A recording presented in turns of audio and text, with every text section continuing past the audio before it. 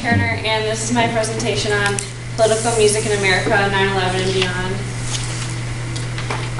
So immediately after the terrorist attacks, the music on the radio showed a lot of unity and patriotism, and a lot of the radio stations played songs like God Bless the USA and America the Beautiful.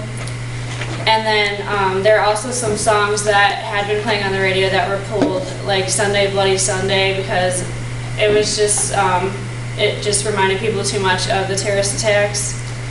And then a lot of albums that were going to come out were canceled or their date was pushed back because the record companies felt that some of the lyrics in the songs reminded people too much of the attacks. So the first song that I looked at was Where the Stars and Stripes and the Eagle Fly by Aaron Tippin. And this song was actually written several months before the attacks even happened. But then as soon as they happened, Aaron Tippin realized that it would be a really good time to release the song. So he quickly went to the studio and recorded it, and he released it within a week of the attacks.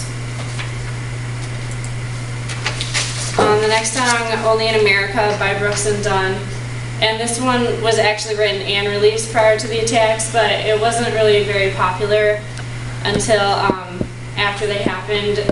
And that was probably because of the first line of the song, which was sun coming up over New York City. So it was obviously very relatable to what had just happened. And then Toby Keith's Courtesy of the Red, White, and Blue, The Angry American. It was written actually from the perspective of how he thought his father would feel, because his father had died a few months prior to the attacks. And he felt that his father would be angry and spiteful towards the terrorists. And so the song is pretty angry sounding. Where Were You When the World Stopped Turning by Alan Jackson. This song wasn't really angry as it was kind of sad and solemn, and it made people reflect on how they felt on 9/11, and it made them think like everything that happened on that day. Where Is the Love by Black Eyed Peas.